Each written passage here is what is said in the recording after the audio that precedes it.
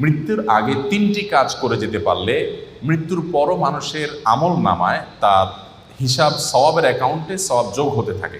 3টি আমল নবী করিম সাল্লাল্লাহু আলাইহি সাল্লাম বলেছেন, ইদা মাতাল ইনসান, মানুষ যখন মারা যায়, ইনকাতা আনহু আমালুহু, তার সমস্ত আমলের দুয়ার বন্ধ হয়ে যায়, ইল্লা মিন সালাস, তবে 3টা আমলের দুয়ার মানুষ মারা গেলেও বন্ধ হয় না। নাম্বার 2, সাদকায়ে জারিয়া। সাদকায়ে জারিয়া বলা হয় ওই দান, যে দানের উপকারিতাটা লং টাইম পর্যন্ত চলতে থাকে।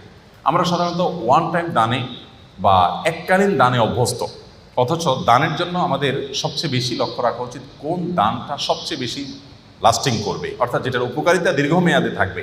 ধরুন আপনি একজন গরিবকে 200 টাকা দিয়ে দিলেন, 500 টাকা দিয়ে দিলেন, এর চেয়ে উত্তম তার জন্য এমন একটা ব্যবস্থা করে দিন যে সেখান থেকে দীর্ঘমেয়াদে তার উপকারিতা সে পেতে থাকবে। আপনি একটা বৃক্ষরোপণ করলেন, বৃক্ষরোপণ করা সেটা আপনার নিজের বাড়ির ছাদে হতে পারে, আপনার ব্যালকনিতে, বারান্দায় হতে পারে, আপনি একটা গাছ লাগালেন, একেবারেই জাগতিক একটা বিষয়। এই গাছের অক্সিজেন আপনি ভোগ করবেন, এর ফল ফসল আপনি ভোগ করবেন, বাট আপনি নিয়তটা যদি এটা করেন, নবী করিম সাল্লাল্লাহু আলাইহি সাল্লাম সাদকায়ে জারিয়া হিসাবে গাছ লাগাতে বলেছেন। তিনি বলেছেন, মা মিন মুসলিমিন ইয়াগরিসু গারসান আও ইয়াজরাউ যারআ, কোনো মুসলমান যদি কোনো গাছ লাগায়, কোনো ফসল করে, এবং সেখান থেকে যদি কোনো পশু পাখি খায়, কোনো মানুষ খায়, কোনো পোকামাকড় খায়, কোনো কীট পতঙ্গ খায়, তাহলে তার সওয়াব পাবে।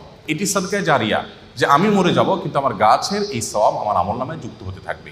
আমি যদি 2-4-10,000 গাছ লাগিয়ে যেতে পারি, 200-400 গাছ লাগিয়ে যেতে পারি, তাহলে সেখান থেকে কিছু গাছও যদি টিকে যায়, এবং যতদিন টিকবে মানুষ অক্সিজেন পাবে, ছায়া পাবে, ফসল পাবে, ফল পাবে, মানুষের মৃত্যুর পর এই আমলটার সওয়াব যেতে থাকবে।